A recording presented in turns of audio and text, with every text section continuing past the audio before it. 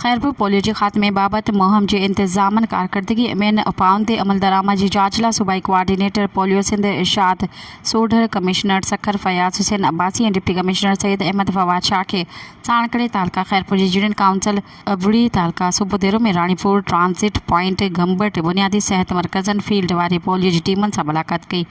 इरशाद सोढर polio workers area सुपरवाइज़रनि सां मुलाक़ात कंदे पोलियो मुहिम माइक्रो प्लान डैशबोर्ड ते दाख़िला लाइ मालूमात जी फराहमी, रिफ्यूज़ल वारनि जे अंग अखर बाबति लाॻापियल अमलदारनि, असिस्टेंट कमिश्नर खे आगाही ॾियण ऐं रिफ्यूज़ल खे कवर करण जहिड़नि उपायनि खे तफ़सील सां जाइज़ो वरितो।